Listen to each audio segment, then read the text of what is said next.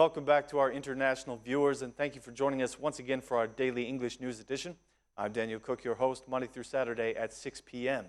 The European Commission has published its progress report on Albania, concluding that Albania has made steady progress in the fulfillment of the 5 priorities. The report indicates that more needs to be done in the independence of the judiciary and the fight against corruption and organized crime. The EC requests more dialogue between the political parties in Parliament and the adoption of the decriminalization law. The report praises the fact that the June elections were conducted without major incidents. However, the EC expresses their concern about the impartiality and professionalism of the electoral authorities and the overall politicization of the electoral process, which have yet to be addressed. The report says that there are major shortcomings in the justice system, specifically the independence and accountability of judges and prosecutors, the enforcement of court decisions, cooperation between institutions, and the administration of justice, which remains very poor. The report reads, "The independence of the justice system is enshrined in the Constitution.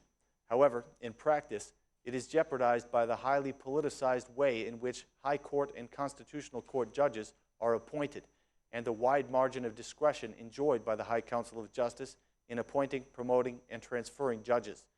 In principle, judges and prosecutors decide independently on individual cases. In practice, their independence is limited, and there are regular reports of selective justice and political interference. Regarding the fight against corruption, the report says that Albania has made progress, but a great deal more effort is needed. So far, there are only few convictions in corruption cases involving high-level state officials. Albania should demonstrate further progress with a view to establish a solid record of investigations, prosecutions, and convictions in the fight against corruption at all levels. They should support the investigations of the High Inspectorate for Declaration and Audit of Assets. Regarding the fight against organized crime, the report recognizes that Albania has made some progress in enhancing international police cooperation, especially in the fight against drug trafficking. The report says that Albania remains a country of origin for trafficking of human beings, and that cooperation between the prosecution and the police needs to be further developed. The report estimates that Albania is moderately prepared in developing a functioning market economy. Some progress was made, especially in improving macroeconomic stability. However, significant challenges remain, in particular the need to lower the public debt. Bad loans are considered to be a serious problem for the economy, and according to the report, unemployment continues to be very high, at a level of 17.5%.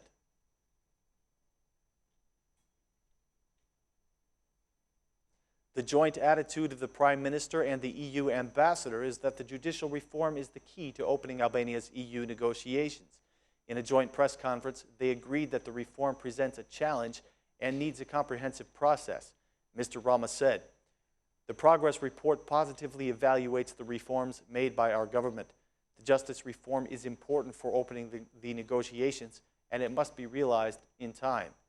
Cooperation is needed. We are determined to cut ties with the decayed judicial system."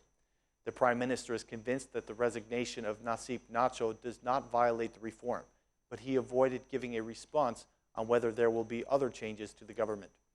The Prime Minister feels that the progress report discredits the accusations of the opposition that the administration is politicized because it says the reform is solid. He also added that the report positively evaluates the work of the state police against crime and drug trafficking. The EU ambassador Romana Vlahutin described Albania's progress as being steady. She said, "This is a good report. A lot of work has been done and still needs to be done in order to progress. The judicial reform needs to be realized, and its adoption will be vital for the opening of negotiations."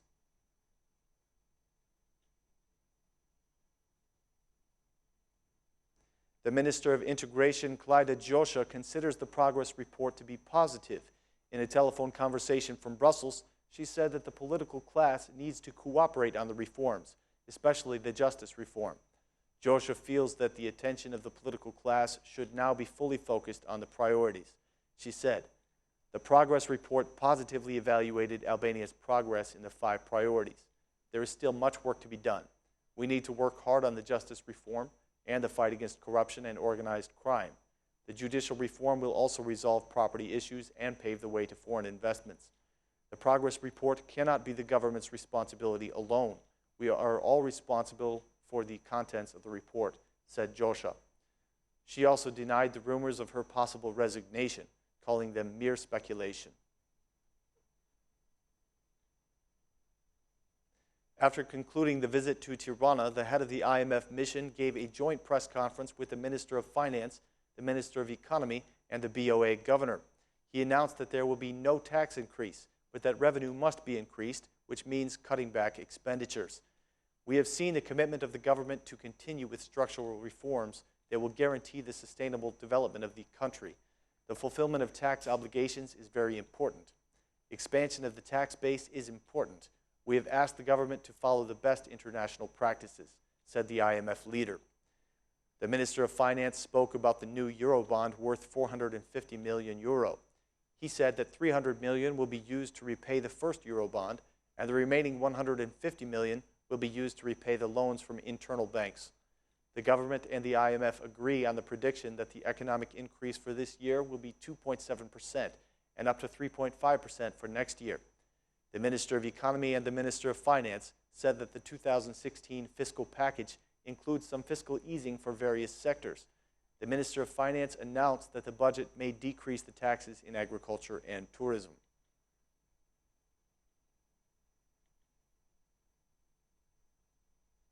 The Prime Minister's office and the headquarters of the Assembly have been the epicenter of intensive meetings since the resignation of the Minister of Justice, Nasip Nacho, and the nomination of Uli Manjani in his place.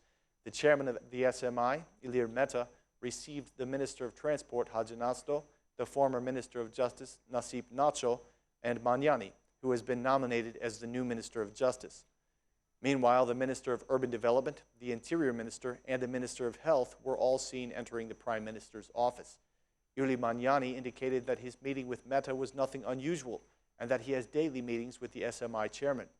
When asked about the harsh accusations that he has previously made against the Prime Minister and about the effectiveness of any cooperation between them, Manjani skirted the question. We have an agenda of aggressive reforms.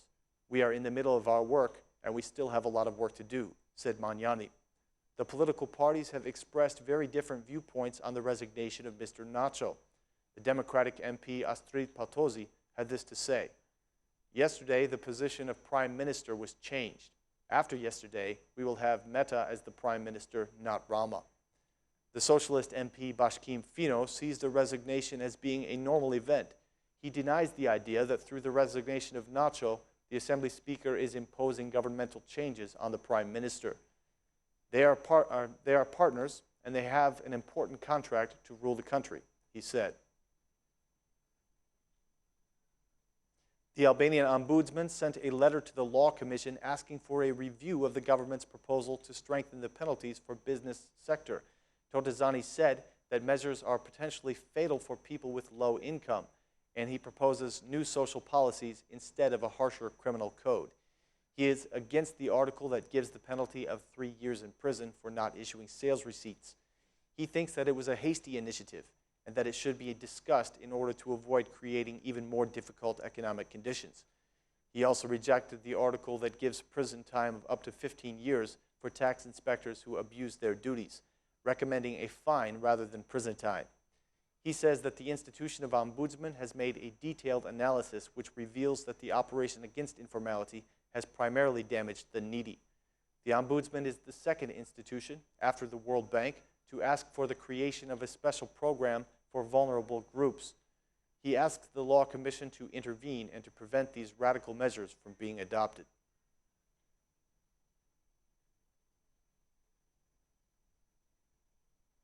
That concludes our edition for this evening. Thank you very much for joining us once again.